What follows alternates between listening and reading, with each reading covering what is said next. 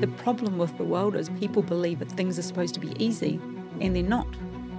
We're sold a concept and it's untrue. Some people will just never do anything. That's like the people that'll stay in mediocre, the people that'll stay in a crap relationship, the people that'll have the body they're not prepared to do the hard work for, the people that will stay in a job they don't really like.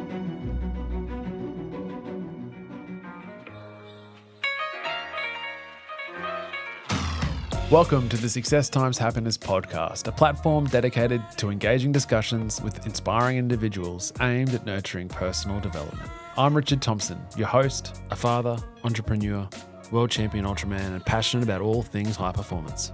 Our mission is to empower both ourselves and you to unlocking our fullest potential, recognizing that this life is no dress rehearsal. While I may not have all the answers, this show serves as our collective journey to uncover them. Today's guest is Hilary Saxton, businesswoman, corporate speaker, podcast host, author, and mentor. Hilary's purpose is to help others achieve their full potential and not live a mediocre life, even despite dealing with trauma. Expect to learn the challenge and ultimate value in overcoming trauma, why mediocrity kills dreams, how to best invest your time, money, and love, and how shaping the way you think about risk and discomfort could be the way to unlock your truest potential.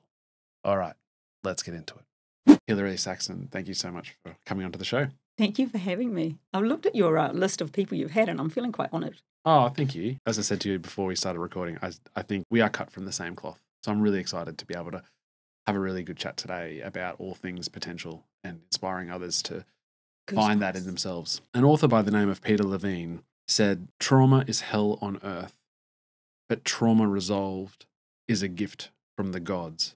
Do you think we need to experience rock bottom to be able to then turn that around to shoot for the moon? I don't think everybody needs to. The short answer is no. But I think that when you do, you have a different take on life. Whether that trauma be you've bounced back from something, you've had something terrible happen, you've been close, you've been really sick. You know, we all know those stories of people that have been ill and their life changes, they see things differently and they change.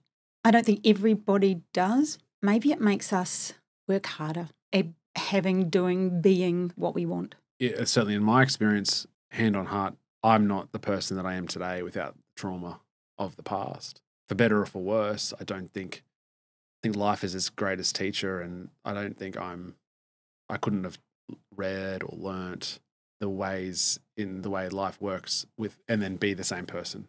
I think I needed to go through that and feel like I am in the rock bottom of life and sit there until such time as I'm like, okay, I need to solve my way out of this. Do you're here today as a speaker, author, incredible podcast host, property investor, mentor? Like, your repertoire is so impressive, and you've come from such a long way from where you were at the bottom of your life. Do you think you would be the strong, independent woman today without that experience? No, I don't suppose I would be. I think I have this. There's two parts to that: the desire for that achievement. I also do personality profiling, so that's something I know myself really well. So I'm all about the goal. The goal is so important to me. So there's that side of it. There is also a little bit of, I have to prove myself to me and others. There's a lot of proving, which isn't necessarily good, if we're honest. How do you reconcile that then when you reflect on how rock bottom you were, but then it's also a catalyst or the key ingredient to your success and ultimately your happiness? I would say I've had two rock bottoms. And we talked prior, obviously, and am I okay to talk about it? And I'm thinking I am, but who knows? Who knows where this goes? But initially, the first one, teenage pregnancy. So that just set. So growing up, where were you? I grew up I went to school with 9 people. So I grew up in New Zealand in a very small place on a farm, just, living on hand-me-downs. We're just normal farm kids. Went to a college where there's probably 600, called high school then, 600, but before that I went to an intermediate that had 200 people. Prior to that, there'd been no more than 15 in the entire school, and half of them were my family. So it was pretty frightening. And I suppose the growing up, my parents were always not like today's parents, not helicopter parents like, rah, rah, go do it. But they never said no to anything. Going back a long time, I don't think the parents of yesteryear are similar to the parents of now. So they were always supportive of what you wanted to do, but just that was it. Oh, okay, you want to do that? Off you go, not sort of pushing you to do it. So, yeah, grow up number 5 of 7 kids, becoming the first to have the child when I'm child number 5 was kind of a little bit, I always feel like I was let the team down, really. How old are you when that happened? I was 19. Okay. Yeah, which in some ways is young, in some ways is not, but, it's not really. And not planned or planned? Oh, gosh, no, Okay. not planned. Yeah, that was, no. I mean, always, you've got children, it always ends out to be the best thing you ever did, and now I have these 2 little gorgeous grandies, but it made life difficult. The choices that we make sometimes can make our life, you take one road or the other, and it made it a difficult road, so. Another quote, Alex Hormozi's, he talks about how you need to choose your hard, because no matter what, and I was explaining this to my 10-year-old yesterday when he was complaining about how hard tennis practice is. And I said, it's traumatic when you're 10. Yeah, well, it is. It's all relative, but excelling in sport is hard. Doing nothing is hard. Staying in a wonderful relationship is hard to cultivate. Being by yourself is hard. Everything in life is a series of challenges, but you have the ability to choose that direction, right? So you talked about bringing in a child in the world at 19 is hard, but maybe there are easier options than that at 19, but ultimately creates the value of what you're trying to, like, of what you're experiencing now, right? Oh, for sure. Yes, we never know. We can't predict the future. So living in the now at that time, it's just, yeah. What's your trajectory in life before you become pregnant? I was really quite smart at school, but I never wanted to stay at school. The whole idea of that, like all my learning's been since I left school. Then I went back to university as I'm older, but, at school I just couldn't wait to leave there. So I did really well, but probably always in a bit of an achiever. If I wanted to play a sport, I played it and became the president of the club. And, I always go to the top in what I can do, even in those small things, small town stuff. But, yeah, definitely an achiever. I will not sort of someone to sit in the background. I'm probably quite a controversial person. I'll say what needs to be said, which isn't always the best. Is that 5th child syndrome or? No, I just really high D on the disc profile, so I just rock a terrible personality trait, which means I'll just call it out. As it is. Always. I do tell the truth. And so then telling your family, your siblings and your parents at that stage, is that a big thing? Is that? It's huge. Yeah. My sister was getting married and I didn't want to tell them and ruin the wedding, so I waited till after the wedding. And I remember sitting on the bed, leaning out the window, and Mum's hanging out the washing, and it was actually supposed to be twins, which was kind of even a more frightening thing.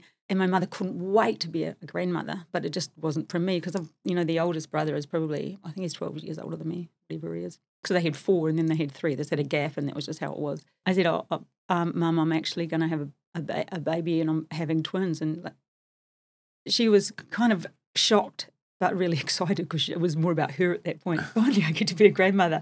But it just comes with a massive feeling of just, that single parenting thing is just terrible. I mean, I ended up getting married to his father because they made me, and that lasted, I'll say a week, sarcastically, but it didn't last at all. And he had nothing to do with him and, never really paid for him or, it was a solo journey. Yeah, for Mum it was kind of more exciting, but I had just a feeling, people say the word solo mum, like that really derogatory words that burn in your head, which just tell you you're not good enough. You are so not good enough. And that was that feeling that came with that. Interesting. I guess solo parenting in my mind it comes from a place of strength. Yeah. Not a place of weakness or a derogatory sense. Maybe I was young at the time and now I appreciate it, and I think people do now, but I think you go back then. My son's in his 30s now, so, it's just maybe that time thing. It's probably seen differently than it was back then. I appreciate and admire people who have the strength to leave somewhere that they shouldn't be, or, that's something I admire because, I know we're going to get to it, but settling for mediocre for me is just not an option. Yeah, I think that's where we align, Hilary, because I think probably ever since my I don't know whether I experienced it in high school, but certainly from after high school, I was like, right. I was very aware that we get one chance at this. Mm. Why the hell would you settle? What for was your second? catalyst? I think I did amateur triathlon at that stage, and I put all my eggs into a world championship basket, and I was on scholarship at uni for it. Worked really hard. It was sort of like this, almost like by accident, perfect recipe of the journey to create the goal or to achieve the goal. You know, where you're driven to succeed without the need for it to pay off.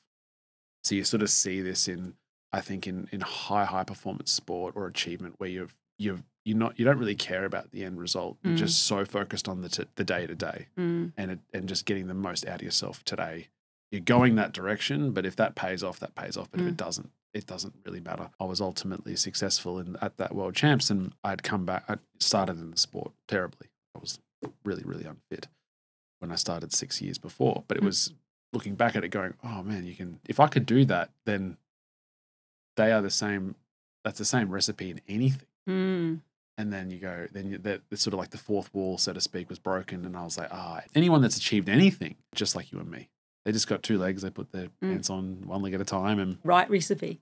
Yeah. And there's nothing special about them as humans. They just got their shit together and they've created the recipe as well. So then I was like, okay, there's no excuse now to not go after anything I want.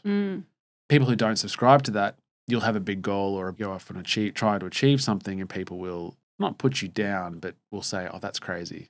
Or that's a huge goal.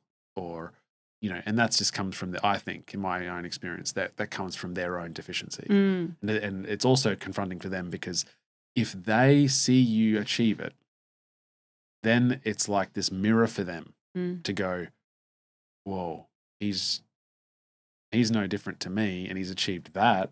That puts me in a really uncomfortable position, because then what the hell am I doing with my life, right? That's their position. So that's their thing. But I think so that was 23. So I think from then on I was like, oh, yeah, life is essentially where you want to aim. You'll achieve it. But then now it comes back to, then for me, as it always has been, then it's just, where am I aiming this? I listened to your podcast on the way to record this one, number 2, and I think it was number 2. It was where you were talking about goals, because for me, my mantra is CBA: clarity, set the goal, believe you can achieve it, take action.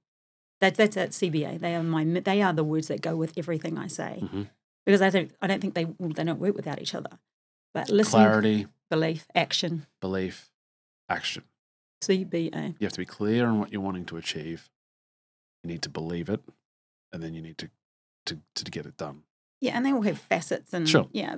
But your podcast number 2, I listened to it and I thought to myself, this is one of those things that people need to listen to almost every day. You're saying the right words. That you said you got to have the right team around you, and I always say, like the team falls in the A. Oh, for sure. Bit, yeah. Yes. You have to have that right team. You have to have a goal. You have to have the right team. You have to have the right mindset. You said you have to have the right environment, which was part of that team. And I use that as, that changing the behaviours that need to change for you to achieve. Everything about that podcast, I was like, oh, it's so good. Yeah. The clarity bit is hard, I think, though, and that's where the mediocre of people's life comes into it. Because if that whole position about you will only change, because change is uncomfortable. Yeah. But primarily, the human race will only make change if the status quo is more painful than the change itself.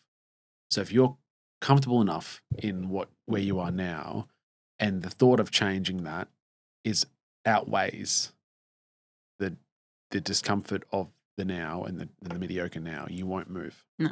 The majority of the reason why people don't commit to exercise, that it's more painful. They want to be fit, but the journey to get there in their mind is more painful than lying in bed. Yeah. So, but then that's where you have to change the mindset of going, okay, you have to make the current status that you aren't happy with really uncomfortable in your own mind. But the problem, as I see it, is that so many people are in this sort of grey space of mediocre, where it's not horrific. No. Because if it's horrific, you'll make change. Yep. If you went to the doctors and they say, unless you run every day for the rest of your life, you're going to die in a year. That's horrific. You'll make changes. But people are just sitting in this sort of space of just mediocre. Ease. Yeah, ease, right? And it's not great. Mediocre is where dreams go to die. That's what I say. It's where all your dreams go and they just lie down. We just get stuck in mediocre. It's such a place that people are caught. And I think sometimes there's a need to be there for a wee bit. And that could be a week or a day or 6 months or whatever, a month. There might be a reason that you get stuck in mediocre. There's just so much else happening in your world. And, we are busy people and people are looking after kids and parents and sick people and running businesses. I get all of that. But when you're trapped there, when you stay there for too long and your life becomes that, you just fail the rocking chair test. You just sit at the end of life, rocking on that chair, so disappointed that you never did all those things that you were capable of. And I know, and I say hand on heart to every person I talk to, work with, you are capable of so much more, and why not you? Okay, so something I want to pose to you then, and this is something that I've been trying to grapple in my head, and this comes back to, I guess, the journey and the focus of that rather than anything else, but being mediocre is relative, right? And so if we accept that we don't want to be mediocre, then that's a moving target. That's a moving definition.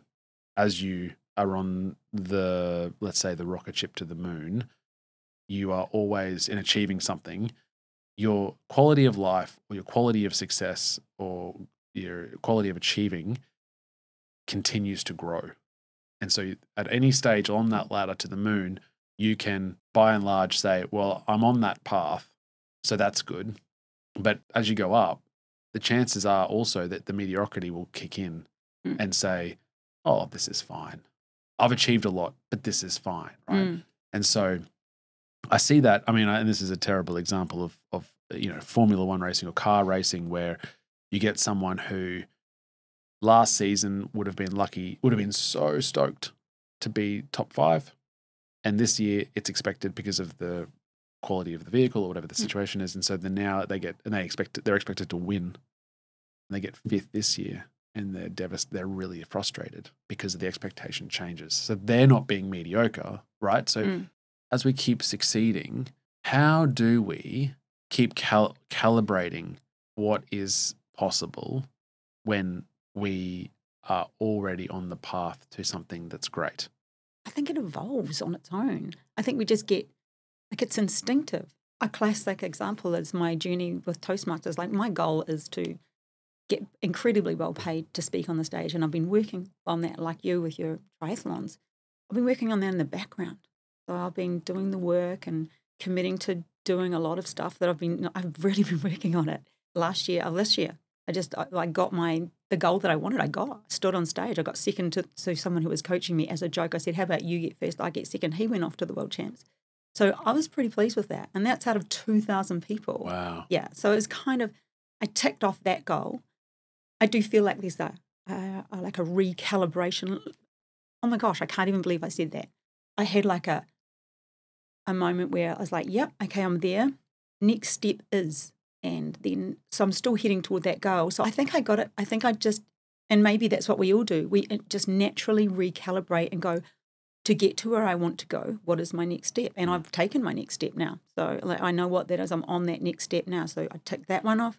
But there's been multiple on the way. So, learning to stand up and speak without shaking, articulating properly, all of the things that we need to do to practice that craft, know how to put stuff together well. So, that's just my example, and that's not in an athletic way, which, or a Formula One way. Yeah. But I've just recalibrated and made my next move. And I've almost got rid of some things that I've improved my environment. So decided I'm not doing that and I'm not doing that because I'm going to do that. There wasn't a financial investment in this. That's like the next coaches that I work with. Like yourself, it's about the team who support you. It's about having the right people to get you to where you need to go. Yeah. So that's my answer. I'm pretty sure it's just a natural recalibration. Yeah. And like you said, it's okay that as you do progress, let's say you do the fundamentals and you get to the next level of whatever you're going for, it may take a week or 2 or a month where you are sitting in mediocre relative to where you are now. Yeah. And then it's that something will happen. Oh, goodness, I've got to redefine the clarity Mm. with your C Mm. and the belief with the B as to like we've achieved so much compared to where we were last year. Yep. But now is the time. We don't just rest on our laurels to say what we've achieved. We go, okay, what's the C and the B here of your CBA to go to the next level? Yep. And I think there's value in that. Rather than to go, oh, well, we've achieved it. We've achieved a lot. That's great. Really, it's about that goal. So it's just constantly working toward the goal. I mean, I make it sound clarity, goal setting. Well, we all know that's a massive process, working out what that looks like and how. That's not it. There's a massive A4s and it's an ongoing process. And then the belief takes a lot. Like we were talking before about when you asked about how I felt and the talking to myself. Like my inner critic is sometimes she's out there and she's on my left shoulder usually and having a yarn to me about how good I'm not. And then I might see somebody else do something. I'm like, maybe I can't do this. There's so much that goes into each one of those facets, and it's the ability to realize you have to keep putting the good in, putting the stuff in, we say doing the work, but I think that's a throwaway comment. We have to keep knowing what we want, adjusting it, reevaluating. It'd be the same for your triathlons. You'd be adjusting and redoing things all the time, training. You have to take a week off when the kids got sick. What does that look like now? Yeah. There's constant adjustments too. I probably have found it more live for me with the law firm than with the sport because it's moving so quickly in terms of... Congratulations. Well, just another achievement. No, not at all. It's just another hard.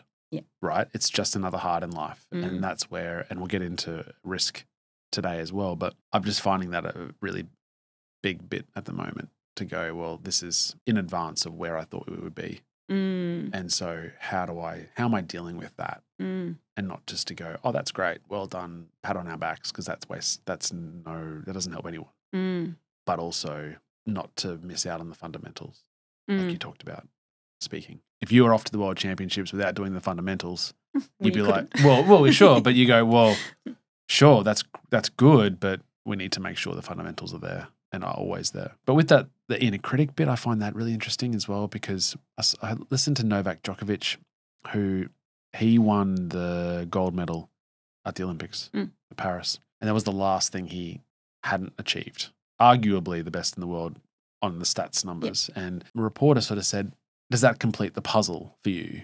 And he sort of said, yes. And he basically said, I have so much self-doubt and my inner critic is so strong. And this sort of temporarily will shut it up because there's a lot of self-doubt as to how valuable I am or what I could have achieved in tennis if I couldn't have got the gold medal. And I'm thinking, shit, if that guy's got self-doubt, if he has imposter syndrome, everyone does, right? And that's the reality. And so then it's about, okay, well, that's just a constant. Same with the hard bit. Life is hard. That's a constant. So let's achieve despite that. I remember seeing a counsellor back a few years ago, and she said to me, the problem with the world is people believe that things are supposed to be easy, and they're not. We're sold a concept, and it's untrue.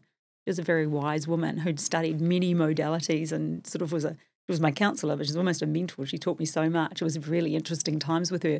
When she said that, that's like when you said the hard, I was like, oh, that's what Robin used to say to me. She's a pretty amazing lady. But also to think that the concept that's sold that life is meant to be easy or should be easy, as that's a positive, because the hard bit and conversely, the hard bit is sold as a negative. Yes. So any discomfort or challenge is thought in view automatically as a bad thing, whereas that is a necessary ingredient for success. Because if anyone's given anything in life, there's no value to that. Something for nothing is worth nothing. Exactly. Another mentor, Debbie, told me. I've had many mentors in my life. I love that. And exactly. So then you go, well, I need to sacrifice. I need it to be challenging to create value. So then why are we still holding on to this idea that hard is bad or that challenge is negative? Brings me to another word, because I work in property development. We have to use the word risk.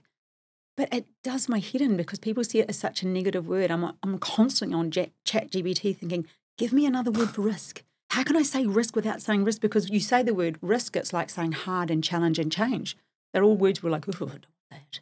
But they get us to where we want to go. All of those words. Yeah. You need that. Yeah. It's a key ingredient. Yes. And I was speaking to a friend on Friday afternoon last week about this whole idea about nothing ventured, nothing gained. Which too many flow-away comments. We need to actually sit in that. Nothing ventured, nothing gained. I think we have so many sayings or things because of the internet. We just don't notice them anymore. And that, if you sat in that, and that is everything. Yep. Right. And one thing I do want to talk to you about after, and we'll talk to your second rock bottom moment, I guess. You play out though the teen pregnancy is not as rock bottom as it probably was. It was pretty bad. I had a like a BFO, blinding flash of the obvious. I was just hating myself, hating the world, smoking, drinking. It's just not like, I'm close to 100 kilos. Like it was a pretty ugly situation. Things weren't great. And like I can tell the story now because I've told it so many times, but I should probably tell it with a bit more emotion but what really happened, my big moment was I was talking to my neighbours over the fence and the husband just bent down and he picked out some weeds from his garden and he threw them over the fence to mine in front of me. But it's obviously something he always did, but he didn't realise that he did it in front of me. And for me, that was a whole, my God, I just think I'm worthless. But I already thought that I was worthless anyway. So I went inside and I just got really upset and I started crying and I lay on my bed. It was a water bed too in those days. We had perfect. How good are they? What happened to those? Anyway, I was just crying and I looked like the guy off Kiss. There was mascara all running down my face and I was dressed kind of in my bogan look, black dress, had all the black going on. And my 2-year-old son came into me and he said, like, it was like, what's wrong, Mummy? It was just, and he had the huskiest, cutest voice. It was just, looking back on, oh my gosh, so sweet. But he didn't like me crying and said, no, we don't want to go there a little bit. He gave me his cuddly and he said, you'll fix it. And I thought, I'm getting a bit emotional, but it's okay. I stood up and I thought, my God, I'm not even looking after you. I'm not looking after me and I'm not looking after you. Pick yourself up, dust yourself off and press the reset button and start again. And I didn't think those words at the time, but I've written enough since then that they're kind of words that I use, yeah. Just press your reset button, draw a line in the sand, walk over it and start life again. And that's what I had to do there. So it was that feeling of somebody else doing that move that made me just have a realisation that I had to take responsibility and I just wasn't. I mean, I was young and stupid. Yeah. Now I'm just older and stupid. And a critic comes out. Yeah, but that's powerful, right? Especially when there's kids involved. Yeah. For better or for worse, they just pierce the heart of truth. Mm. And so what happened? What was the call to action after you stepped over that line? I actually decided to study and I studied nutrition. So I just went down that road and I probably started changing my friend group, started changing my behaviour. It wasn't a fast journey, that's over time, but I began with education. I just realised, I don't know who said that knowledge is power. I don't know, but I thought I needed to get some power and learning isn't too difficult for me. So, yeah, I started to study. Okay. And then I just felt like that gave me a feeling that I had some value. And I studied nutrition because I was... Yeah, why nutrition? Because I was 100 kilos. Yeah, but it was easy to choose anything else but that. But you chose to lean into it, right? Yeah. I had a great biology teacher at school. She probably doesn't realise how good she was. I think I got first in my year and what do you call the schools here, like the year when you're 16. And so I got first in my year because she made it interesting. And I probably was just interested in it. It was something I was always interested in. Yeah. Okay. So you go through uni? Still in New Zealand? Yeah. No, online. I had to do it online. Okay. Like posting the modules back. That sort of thing. Yeah. We're doing old school. Yeah. Yeah. Library days. Yeah. There's no computers even. No. Yeah. I mean, we're in waterbed days, aren't we? Yeah. Exactly. Have you ever slept on a waterbed? Not overnight, but I've laid in one. Seriously, they're worth an effort. Oh, they'll come back, I'm sure. I hope not. Oh. But don't knock it till you've tried it. talk to me about the second experience that you would refer to as sort of you're at the rock bottom. Oh, cool. Okay. So then life goes on, and when you blend families, and anyone who's blended a family knows that it's a challenge. So, I had to go through all that. How old are you around here? Blending families. Oh, I've tried it numerous times. Okay. Yeah, it's really hard. Been to so many counselling sessions, trying to work out how to do it well, read enough books on how to bring up other people's children, all of that. So anyway, I get through to in my 40s, and you probably might think I'm reasonably successful. I'd done a lot. I had a manufacturing company. I have a massive Pilates background. I had a teaching school. I just had studios, like the first in my city. So I'd done quite a lot. I was running speaking events. I have spoken on stage a lot, but I'm talking I want to be up there at the top. Yeah. So I was going through life reasonably well, and probably things were too easy. And so it wasn't hard enough. And so I just took another road. So I used to do writing for a company, and I was a face of a weight loss brand, and used to do the infomercials on television and kind of funny stuff like that. But I remember I was away, and I met a person from Australia, and we started seeing each other across the Tasman. And then it was just like amazing, like my knight in shining armour. It was like so, I'm not going to say that as in I was looking for someone to rescue me, but it was exciting. And I think that I just got bored and complacent, and I wanted more. I probably just didn't have a high enough something. Anyway. Your son moved out at this stage? Oh, yeah, they're grown-ups now. Yeah. So, no, at this point in time? Yeah. Yeah.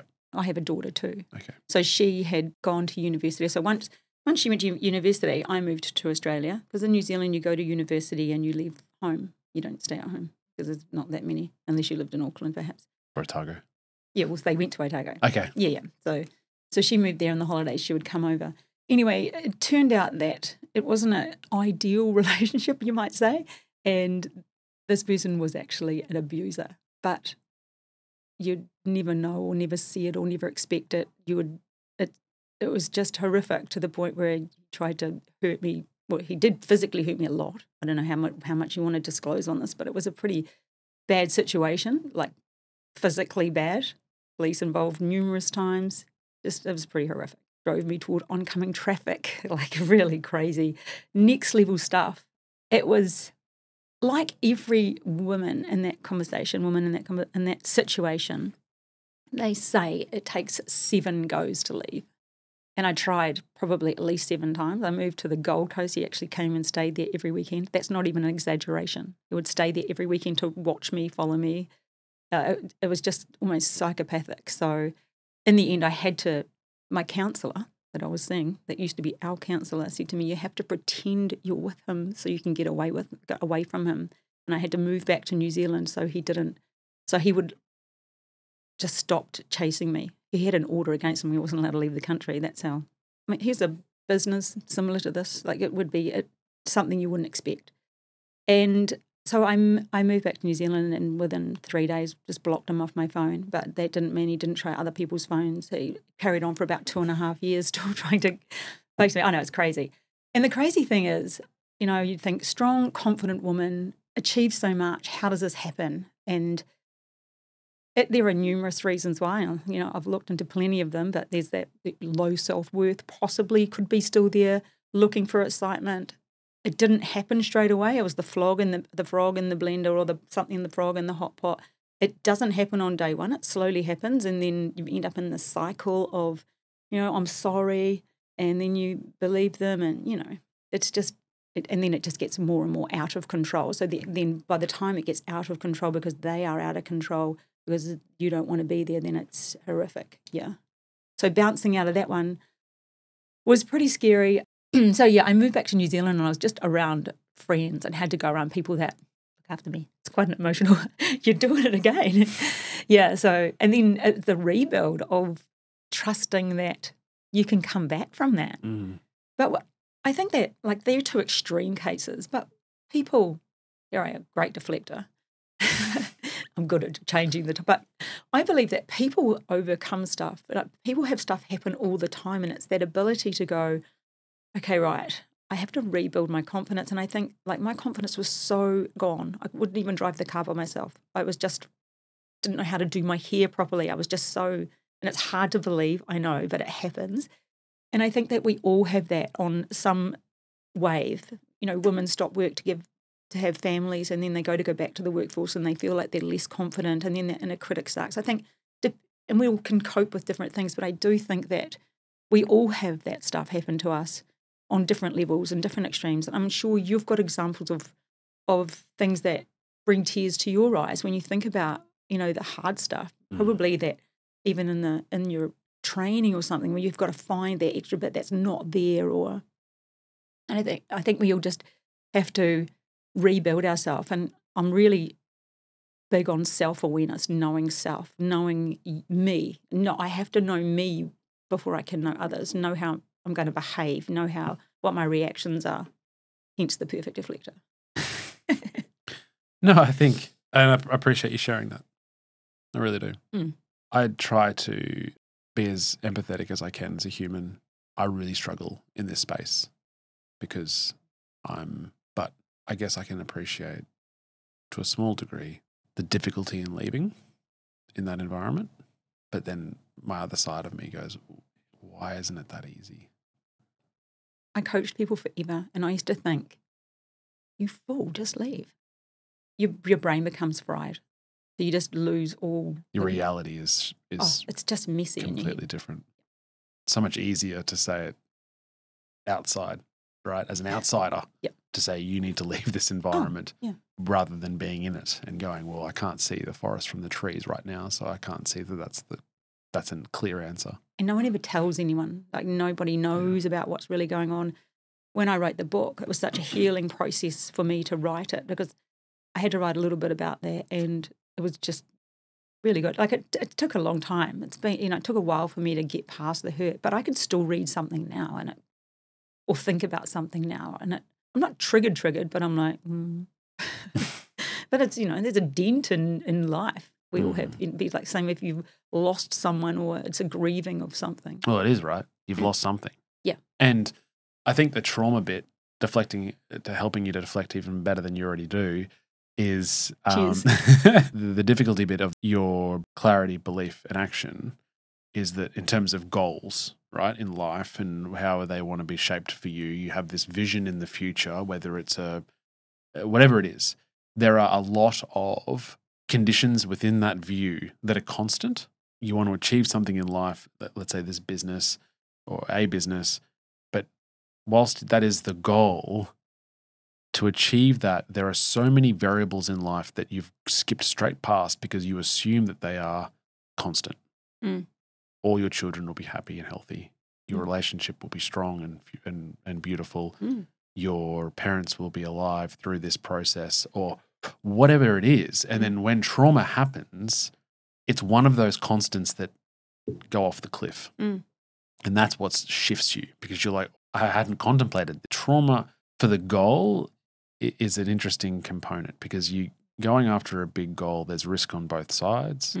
And by virtue of that, you have to contemplate that. But I think the true trauma is where it's the constant aspect of that journey that is taken away. So it might be like you're going to achieve this goal, but something happens to a family member or something, you know, you're wanting to achieve this in one business, but the other business falls out because you didn't expect that, or your business partner rips you off or whatever it is. And it's like, whoa, I didn't expect that. And so then it's like that becomes really traumatic to the overall outcome. So your life almost recalibrates and the floor falls away from beneath you because what you believed is true is not actually true.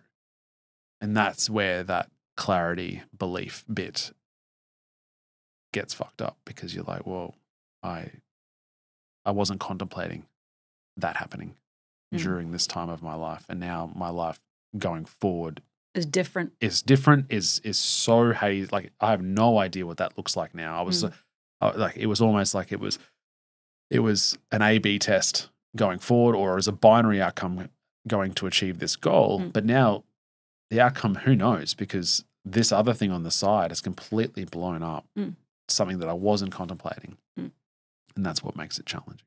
And I think when it's that big because it's trauma, you lose focus of the goal. Mm-hmm. Because I always say, just see things as on the way, not in the way. Mm-hmm. But something like that became in the way, and then I wasn't even on the way.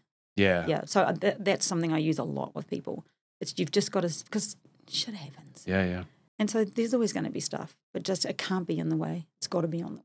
And the other bit that I've been trying to grapple in my head, so in that point that you made, if that person took a zoomed out approach of their life, as had you done when you moved back to New Zealand, right? And you drew the line in the sand and said, I've got to go reset again. If you zoomed your way back out, you would say that is on your way. That's part of it. That's creating the ultimate success and destination of happiness and whatever the direction that you're going to take in your life. You zoom in enough, it's right in the way. Oh, yeah. You know what I mean? Yeah. But then I also think... I've never thought of it like that, but I like it. But I also think that for it to really take effect, that trauma, it has to be in the way. Like you've got to be up against... You've got to feel like the world's caved in. For you to then... It's similar to what we talked about at the start, that trauma resolved is a gift from God. Like you've got to have that trauma. You've got to have the experience of it to think, shit, I'm in the depths here, rather than just saying, oh, well, zoom out enough. Oh, yeah. It'll just be a catalyst to achieving something else. I think you get to zoom out. I'm at zoom out now, so I can zoom out and look at it now and it's okay. But when you're there, there's no option. You're just in there and that's be with any traumatic event or any challenge that if it's big enough, the wood through the cherries is just a little bit of a watered down way of saying it, but you can't zoom out at that point. But it was because I was always coming back to Australia, and I left my car here with my hairdresser, and I put things in place, but I just needed to check out before I came back. How long did it take to come back? I said 6 months, it was probably about 5. Okay. And then any issues after when you got back? Yeah, they went on for like a few years, still trying, but I just via different emails or stuff, I never connected, never ever have spoken with him again, ever. You're not the most private person now. No. In terms of putting yourself out, like content and delivery. Yeah. And in our property world and property mastermind, it's even more so. So I expect that's just going to get bigger, not smaller. So talking about property mastermind, how that came about. Where it's going. Well, we do property development, education and property development, and we're just sort of putting a bit more on the investing side as well right now. So talk to me about it. We do property development education. So Bob, my partner, has been developing for 40 years. So he's been developing forever. High rises, low rises, garages, you name it. Yeah, granny flats. Yeah. Well, not so many of those now. Oh, yeah, we've got a couple of duplexes on the go. We're doing a bit of industrial right now. And good money in that. He's probably like the original educator and pretty much educated all the people that do it now. So but that's okay. Yeah, so we have that business and then we do developments. So we have people on board that invest with us and we make people rich. Pretty much he just teaches people how to make money. I'm not involved in that sort of, I do a lot of the coaching side of that. I'm probably more of the business manager really. And where is it going in terms of a business itself? Where do you see it? That's an interesting question. We're probably going to keep up with the education, keep on with the education and really grow the developing and with investors' money. We're actually just launching a new business actually. So that's ultra urban because we already do that, but we're just going to separate it out of there. Okay. Yeah, nice. One thing that I really do want to ask you, and I don't know whether you've looked at it this way in your life, but you're passionate about investing. You're passionate about inspiring others and yourself to tap into your full potential in life.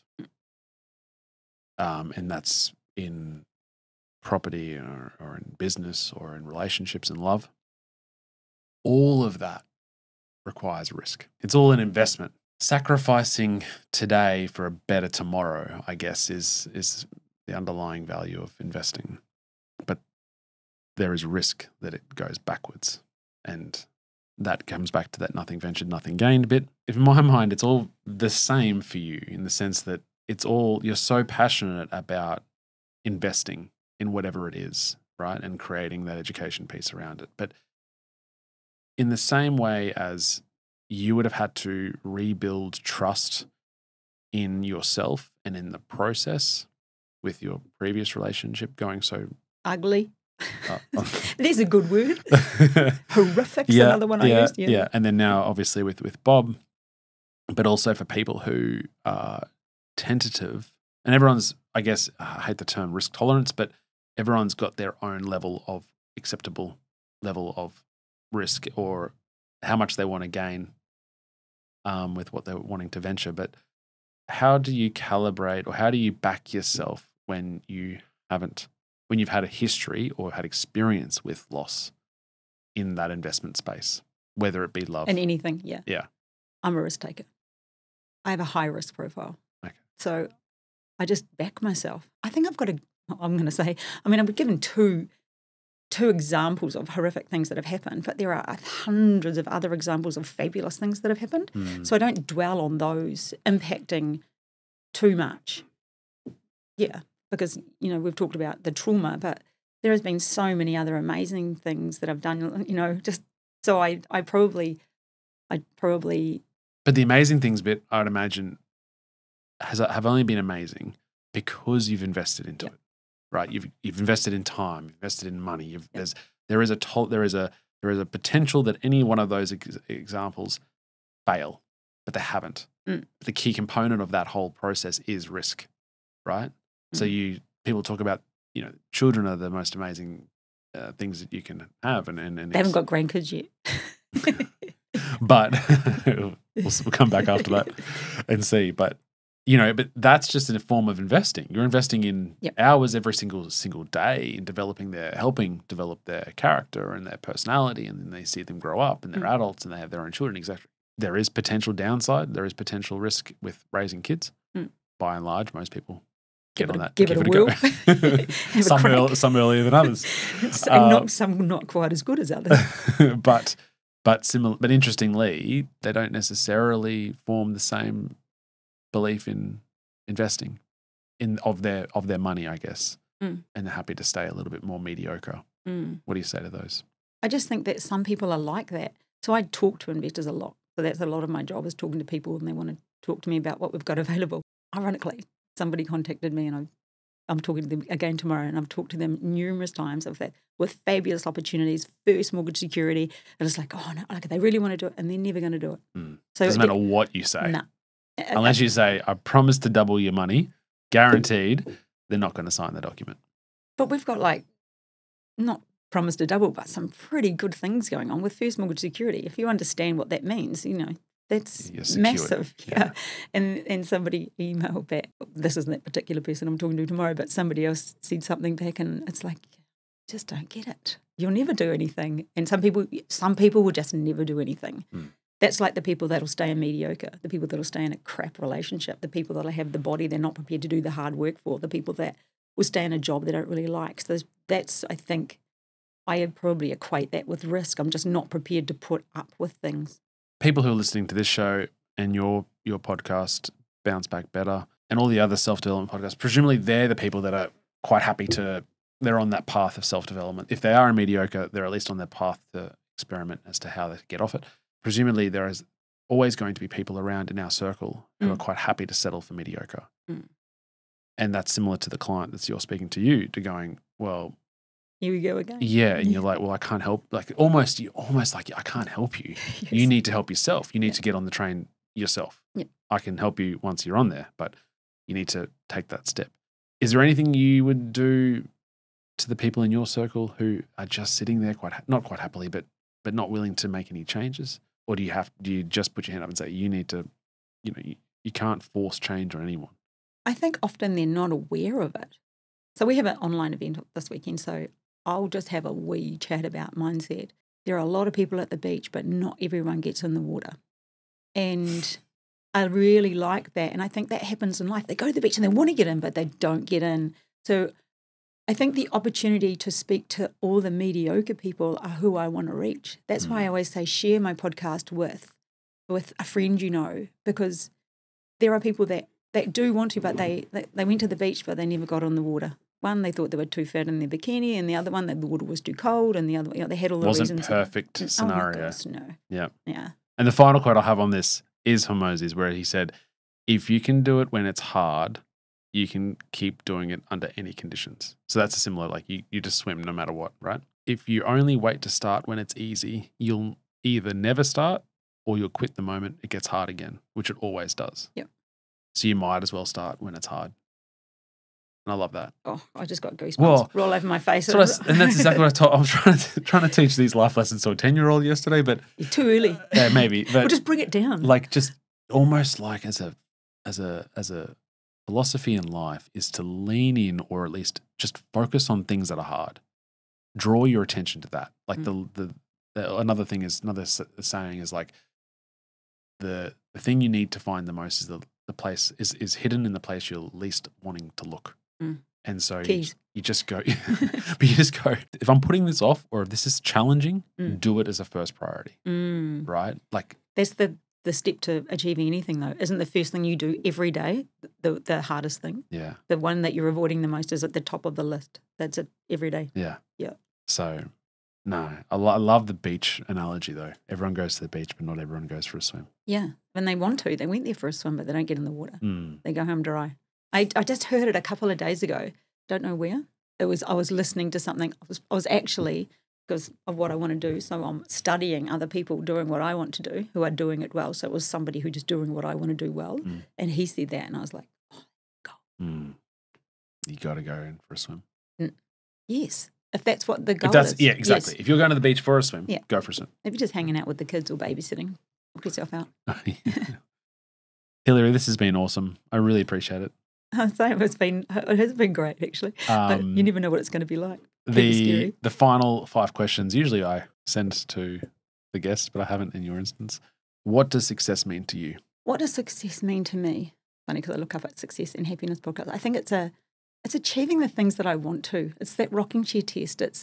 For me, it means I have to have fun. Like, it's one of my values. So, I need a value. There has to be fun in my world. Understanding that there's going to be some hard and there's noise. I'm probably right this current month. I'm in a hard month right now. So there's not as much fun, but there's pockets of it that I can, enjoy. I think it's just knowing that I'm going to not give up on the things that I want, even though they're difficult. So success means doing the thing that I want and ticking it and going, yeah, I did it. Your take, or what's your view of happiness? Glass of wine. That's good. Just a glass of wine. When that relaxed feeling that you have when you sit down with a glass of wine and it's sunny and you're like, life's good. Mm-hmm. Love it. Other than your own book, a book that is most gifted by you or most recommended by you? Oh, yes. The Last Arrow by Erwin McManus. Okay. And it's a Christian book. Bob's son gave it to him and he never read it. Okay. But I read it and I was blown away, and I've recommended it so many times. It's the whole don't die with an arrow in the back. I love that. The book, it's worth a read. Okay. I don't know how you buy it, though. You might have to, I don't know where you get it from. I'll get it to you. It's such a good book. I've loaned it to people. I actually have 3. There's that one. Can I give you the other 2? Mm-hmm. I love The Tipping Point by Malcolm Gladwell. Mm-hmm. I mean, it's an oldie but a goodie, and the study's on syphilis, which is interesting, but it's have you read it? No. Such a goodie. It just tells you when things hit that point and how things will change. And then the last one is The Traveler's Gift, which I read years and years ago, but it just impacted my life. And it's just 5 little stories of periods of time. It's kind of a weird book, but anyway, they're all self-improvement type books. Sure. I like that sort of thing. 4 guests who you would invite to dinner, not family or friends, but they could be dead or alive. But if they were dead, they'd be alive at the Correct. time, right? Yeah. You're not having corpse at the dinner table. They're good. There's a movie about that. Definitely Ricky Gervais. Perfect. Love that guy. Yeah. And Donald Trump, because I think that would be an interesting combo. I'd like to see how they went on. That would be fantastic. And then the next 2 would be Prince Harry, mm-hmm. who puts me to sleep every night. For anyone who can't sleep, he's got a really good monotone voice, and I just play his book over and over, and it's such a boring book. He puts me to sleep. That's a reason to buy it. Every now and then I hear it. I would have listened to it 150 times, but I don't actually listen to it. But his voice is quite nice to listen to, Prince Harry. But I'd like to see Prince Harry and Oprah together without Meghan. Okay. And I'd like to hear that conversation. All right. So we've got Ricky Gervais, Donald Trump, Prince Harry and Oprah. And not because of the Oprah, because everyone goes, oh, Oprah. I don't see Oprah in that light, since there's a lot more controversy going on there, and I think when there's a bit of smoke, there's a bit of fire. But I would like to see the conversation that those two had without Megan there. Okay. Because I think there's a lot more to that. And then finally, Hilary, a guest that you think it'd be good to have on our show. Bob. Okay.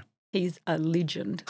He really is. He's an understated legend, and that's kind of my world. I love being with the understated legends. He's made lots of people really wealthy. You see the emails that he gets, thanks so much, you've changed my life. Like, he only has side. He's just a legend. He's built schools and countries and seen other people's kids through university, and no one knows. Yeah. Yeah. He's a bit of an understated legend. Okay. Yeah. Awesome. And he's got an interesting tale. Okay. You don't get to be that old without having an interesting tale. Perfect. We'll get him on. Hilary Saxton, thank you so much for coming on. Oh, thank you. It was fun. It was awesome. All right. That was another episode of the Success Times Happiness podcast. Next time you're buying property, let your agent know that Thompson Legal will be your conveyancing team, but also let the agent know all about the show. It means a lot to us. Until next time, peace.